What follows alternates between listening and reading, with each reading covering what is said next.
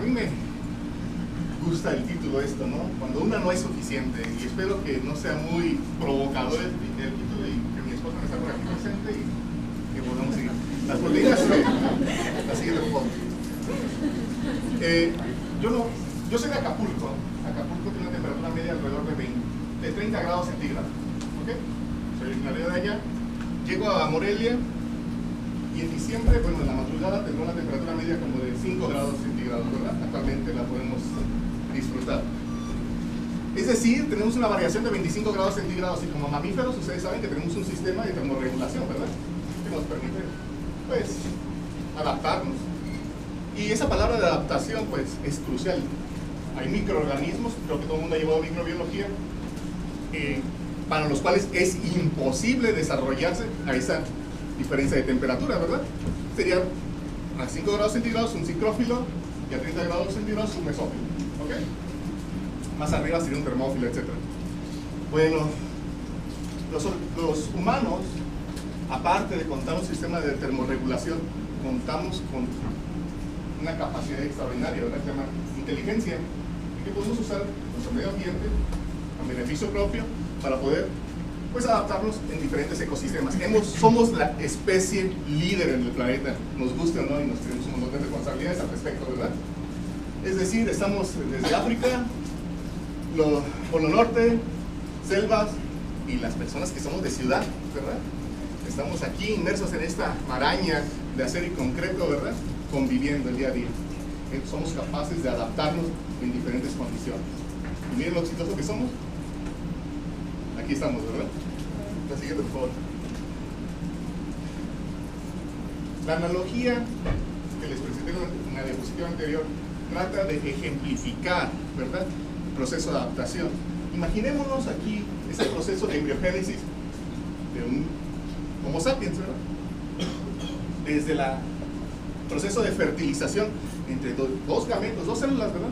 Haploide, forman un diploide. Estas dos células disparan una serie de eventos que esta célula, a final de cuentas, se trata de adaptar, ¿verdad?, en diferentes condiciones. La madre, junto con el feto, tiene un intercambio de hormonas que finalmente conducen al desarrollo de un individuo como ustedes, ¿verdad?, como nosotros. ¿Qué pasaría si este evento se anulara aquí? Que fuera incapaz de reconocer esas hormonas, pues ya no se seguiría dando la gestación, ¿verdad? No hay que ser científico de la NASA para poder predecir el efecto. Es decir, las células, los organismos, tienen mecanismos para censar, monitorear su medio ambiente y poder montar una respuesta fisiológica adecuada. ¿Ok? Como ustedes ahorita, ¿verdad? Siéntense, toman agua, etcétera. La siguiente, por favor. Y estas preguntas son las mismas que se han hecho todos los humanos, yo creo que desde que tienen conciencia. Desde Aristóteles, desde todos esos grandes pensadores. Y la verdad es que estamos en las mismas, con diferentes técnicas, diferentes enfoques, pero aún nos seguimos preguntando lo fundamental, ¿verdad? ¿Qué es la vida? ¿Por qué una célula se divide? ¿Sí? ¿Por qué se diferencia? ¿Por qué esas células que eran gametos lograron generar cientos de células diferentes? Neurona, nefrona, células hepáticas, queratinocitos, etcétera, etcétera, etcétera. ¿Sí?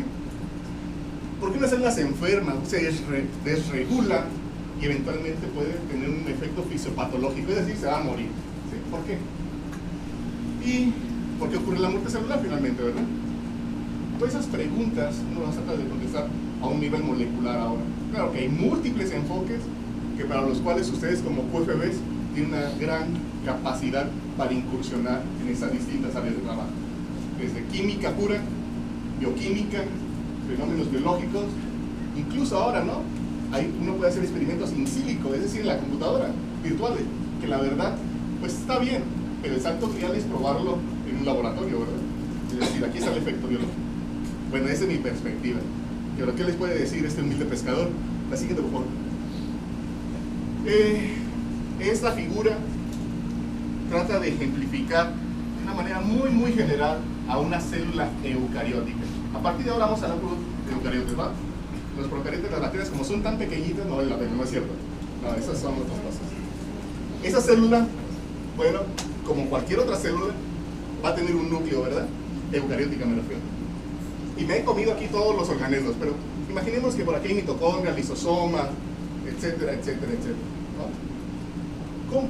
La siguiente, por favor. Entonces, las células eucarióticas, desde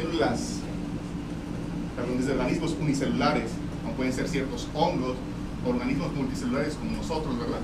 Todas nuestras células tienen la capacidad de monitorear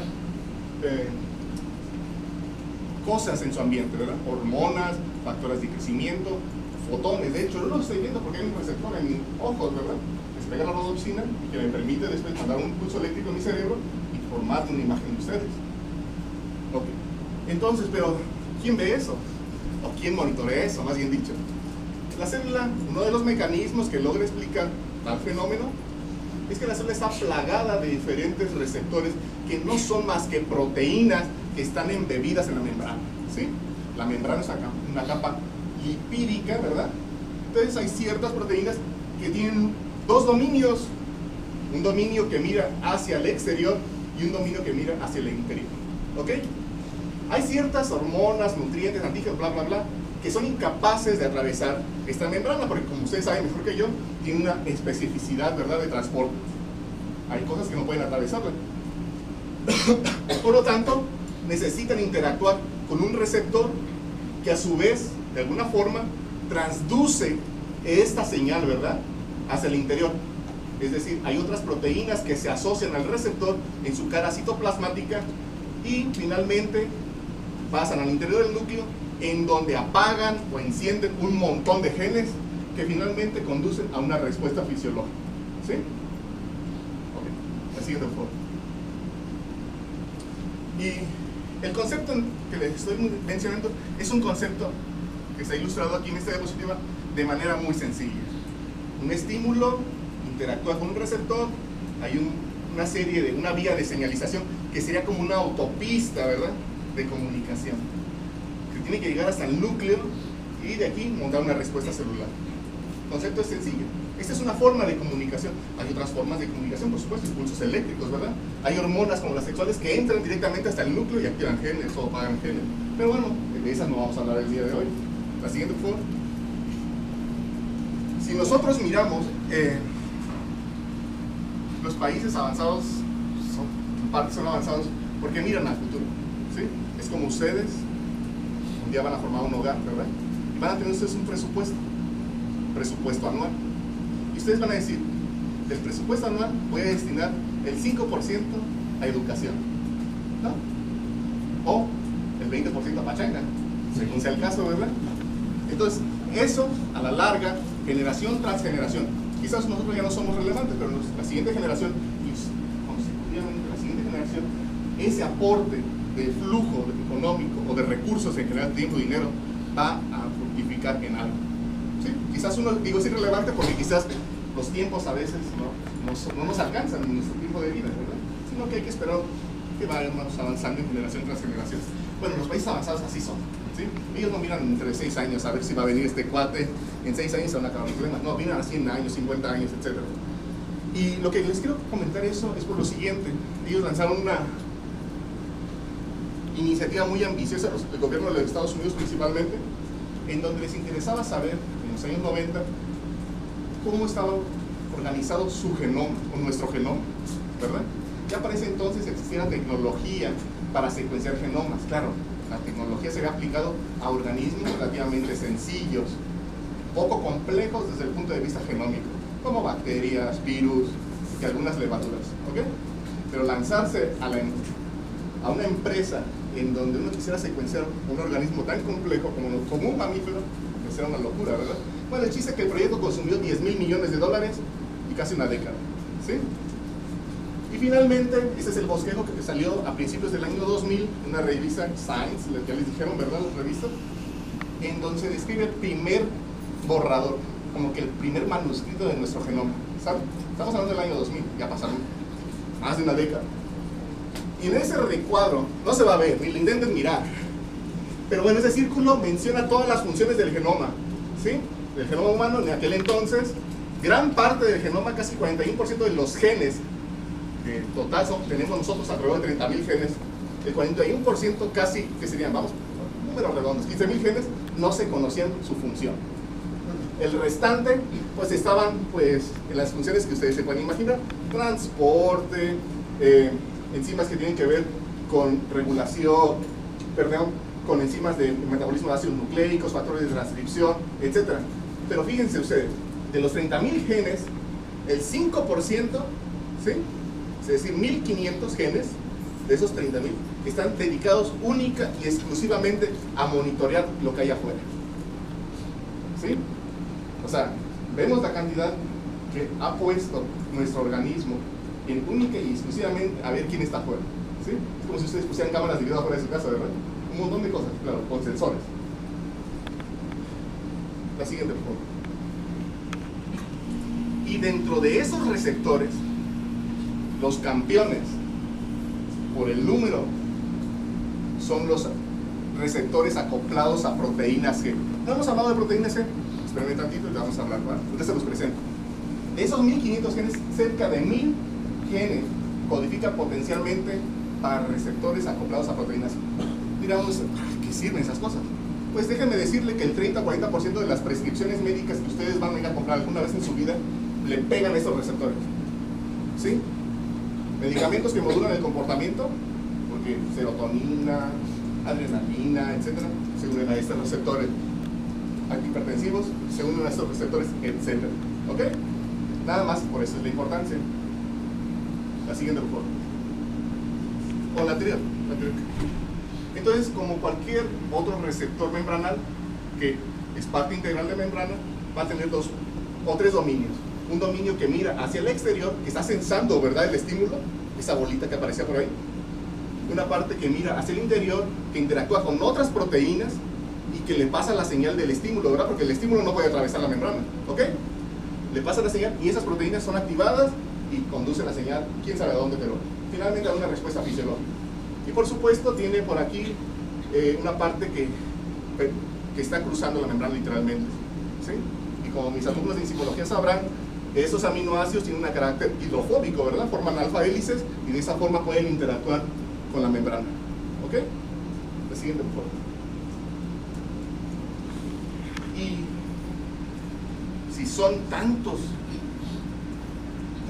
¿en qué radica la especificidad?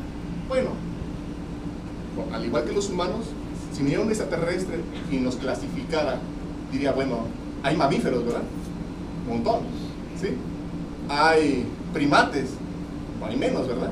Y de esos primates, los únicos primates humanos somos nosotros, ¿verdad? Y hay primates no humanos, ¿sí me explico? Los primates humanos y los primates no humanos compartimos muchas características iguales, ¿sí? Tenemos 4 extremidades, más o menos tenemos la misma... si rasuráramos a uno o le pusiéramos mucho pelo al otro, quizás pareceríamos. De hecho, yo conozco algunos amigos que pasan por primates no humanos, incluyéndome a mí a veces. Lo que les quiero decir es que uno puede hacer esa analogía, ¿verdad?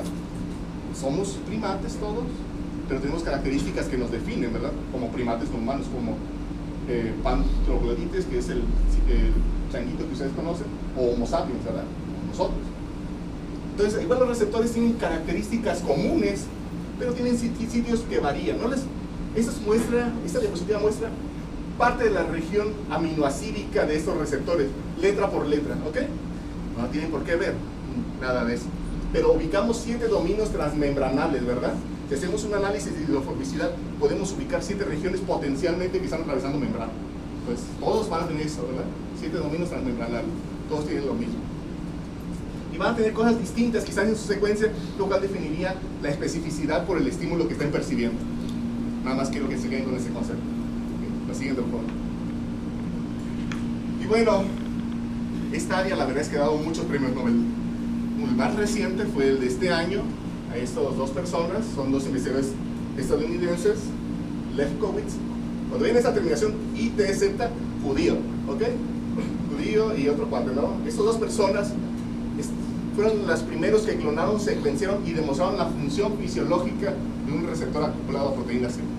¿Ok? Probaron adrenalina, la marcaron radiactivamente, vieron con quién se unía. ¿Ok? La siguiente, por favor. Claro, ahorita ya sabemos que hay un montón de efectores, como les decía a ustedes, epinefrina, glucagón, una hormona, ¿verdad? Dopamina, histamina, etcétera, etcétera, etcétera, con potencial farmacológico. De hecho, muchos agonistas son usados en la farmacología comunitaria, ¿verdad? Si se compra un agonista, antagonista tiene un efecto fisiológico. Es gracias al desarrollo de toda esta área. No voy a entrar en detalles porque, bueno, no es el caso ahorita. El siguiente, por favor. ¿Y qué es lo que sucede con el receptor? Bueno, el receptor, como les estaba comentando, está anclado, bueno, más bien dicho, es parte integral de la membrana y una parte que está mirando hacia afuera y que eventualmente va a interactuar con su ligando o el estímulo, ¿verdad? O la hormona, etcétera, dependiendo del tipo. Lo que pasa, espero que ustedes puedan observar lo mismo que yo estoy observando, que ocurre un cambio en la conformación una vez que une al ligando, ¿verdad? No sé si lo alcanzan a apreciar, pero créanme que esta cosa es diferente en la estructura que esta. ¿Ok? Yo les decía que eran alfa hélices, y aquí están las alfa hélices, miren, cambian un poco la estructura. Lo que pasa finalmente que en este cambio estructural de esta proteína, si tiene por aquí acopladas a otras proteínas, es como si la saludara, ¿verdad? Una vez que pasa este saludo, dice, listo, actívate. ¿Sí? Ahorita vamos a hablar un poquito más de eso. La siguiente, por favor. Y les comentaba a ustedes que estos tipos de receptores son el grupo más numeroso de los receptores que se encuentran en el genoma humano. No puede haber más porque no hay más genes ya en el genoma humano, ¿ok? Son 30.000 genes, se acabó la historia, ¿vale? 1000 genes codifican potencialmente para este tipo de receptores. Y como les decía a ustedes, cerca del 30% de todas las prescripciones que vamos a comprar en la farmacia, muy próximamente yo, ¿verdad? Porque voy a entrar al grupo selecto de la tercera edad y ahí nos vamos a ver comprando antihipertensivos y demás. Las ganancias, pues, ¿qué les puedo decir? Un solo medicamento genera al año 1.792 millones de dólares, es decir, cerca de 20.000 o 30.000 millones de pesos. ¿Sí? Un solo medicamento. La siguiente, por favor. ¿Y con quién se asocian estos receptores? Es decir, he estado hablando que hay proteínas que están asociadas, ¿verdad?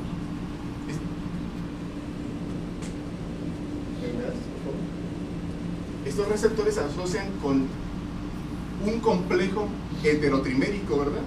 Heterotrimérico porque son 3 distintas subunidades, alfa, beta, gamma, ¿ok? ¿Sale? Ahorita vamos a hablar de ellas un poquito más. Estas alfa, beta, gamma dieron otro premio Nobel hace más tiempo, en 1990 y tantos, ¿ok? Gilman. ¿Alguien ha escuchado ese nombre, verdad, de Gilman? La gente que estudia por ahí farmacología, que a mí no me gusta en absoluto, ¿verdad? No se crean. ¿Sí? Alfred Gilman, también cuando tenían la terminación M-A-N, judío. Si ustedes miran todos los premios Nobel, 30% son judíos, de todas las ciencias. Creo que invierten más del 20%, ¿verdad? Conocimiento, nada más por eso. ¿Sí?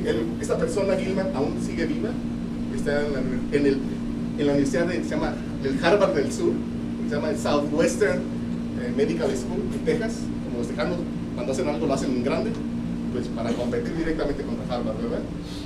Y hay otra persona que desafortunadamente ya falleció por ahí. Entonces estas personas fueron los primeros que descubrieron a una proteína G. ¿Sí? La siguiente, por favor. Hice un experimento muy bonito en donde yo les he platicado de un receptor, ¿verdad? Que hay un estímulo y que de alguna forma debe de pasar un efecto biológico a través de quién sabe qué era antes. ¿Sí? O sea, todo eso ya porque uno lo sabe, pero pues antes no se sabía eso. Pero bueno, el chiste es que ellos lo que utilizaron fue unas células que carecían de la capacidad de responder a un estímulo biológico, el que ustedes quieran, ¿sí? Imagínense un estímulo. ¿Cuál te gusta a ti? ¿Una hormona? Sí, la que tú quieras, ¿sí? Una señal, lo que tú quieras, un factor de crecimiento.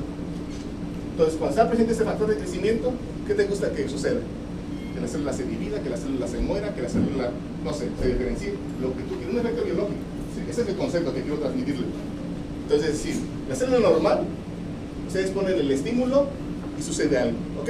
En ese entonces, suponían que había varios componentes, pero no sabían a qué nivel, ¿ok? Encontraron una célula mutante, una célula de un linfoma, que carecía de este componente, ¿ok? Es decir, no sabían. Entonces, ponían el estímulo y no pasaba nada, ¿verdad? Decían, ¿qué pasó? no pasa nada. Ponían la célula normal, ponían el estímulo y había un efecto biológico. ¿Sí? Ah, a esta le falta algo. Esta derivaba de esta. ¿Sí? Era exactamente el mismo linaje celular. Ahí cuenta que tienen E. coli, tienen otra E. coli mutante. ¿Sí? Ponían el estímulo, pero bueno, no es E. coli, aquí son células de mamífero, ¿ok? Entonces lo que hicieron ellos, agarraron diversas proteínas, ¿verdad? Del cerebro de hámster, y lo que hicieron es diferentes fracciones, miles de fracciones, ¿ok? Imagínense trabajar como desquiciado, ¿verdad? El cerebro lo fraccionaron en sus componentes proteicos en miles de fracciones. Cada una de ellas las probaron para ver si reconstituía el sistema. Encontraron una fracción, ¿verdad? Ah, mira, cuando ponemos la fracción 995 que aisló ese cuate, prende otra vez al sistema y lo reconstituye porque nos da el efecto biológico esperado. Después se miran en la fracción, separan las proteínas, las mandan a secuenciar y dicen, ah, mira, que esta cosa es un heterotrímero, ¿verdad? Y ya después describieron que ese heterotrímero estaba formado por alfa, beta y gamma, y que a su vez, cuando llegaba el estímulo, este receptor hacía que estas proteínas G se activaran. Cuando estaban activas, a su vez lanzaban la señal a otra enzima, que era una adeninociclasa, que aumentaba los niveles de un mensajero, que se llama MP cíclico. Lo demás es un poco más complejo, pero lo que les estoy diciendo es cómo uno va disectando el sistema, ¿verdad? Algo complejo, algo específico. La siguiente, por favor. Entonces, el estímulo llega, interactúa con el receptor, hace un cambio con formación en el receptor. El trímero normalmente va a estar inactivado, ¿verdad? Es decir, hasta que llega el estímulo, interactúa con el receptor, hace que este trímero, cuando está inactivado, la subunidad alfa específicamente mantiene unido GDP. GDP es un nucleótido de guanina, ¿verdad? Por eso se llaman proteínas G, no por otra cosa, no dicen nada, ¿verdad? Esta subunidad alfa que mantiene unido a GDP tiene una actividad intrínseca de GTPase, es decir, puede intercambiar GDP por GTP, ¿ok? Pero eso se ve estimulado por otra proteína que tiene un efecto alostérico sobre esta proteína, lo cual permite el intercambio de GDP por GTP. Y cuando mantiene unido a GTP, hace otro cambio conformacional en esa subunidad alfa, y lo que hace es como que si le diera un codazo, ¿verdad?, al dímero beta-gamma, y lo separa, ¿ok? Y ahora sí está activado, y cada una de estas unidades, tanto la alfa como el dímero beta-gamma, pueden interactuar con otras proteínas, que muchas de ellas tienen que ver con actividades enzimáticas, ¿sí? Activándolas o reprimiéndolas, ¿ok? Bueno, para comentarles un poco más de esto y quizás encuentren un punto de referencia, uno de los blancos moleculares que le da a la toxina de cólera es una subunidad alfa, ¿sí? La cual la toxina de cólera es una ADP-ribosiltransferasa que precisamente es lo que hace, ADP-ribosila a la subunidad alfa, ¿sí?, activándola de forma permanente. Y cuando hace esto, la subunidad alfa, cuando está ADP-ribosilada, se mantiene unida permanentemente a la adeninociclasa en el epitelio intestinal, ¿verdad? Estamos hablando de cólera. Lo que pasa es que al aumentar los niveles de MP cíclico, abre canales en la membrana y entran y salen, ¿verdad?, iones, y ese desbalance es lo que nos pega una buena de red, ¿ok? La siguiente, por favor.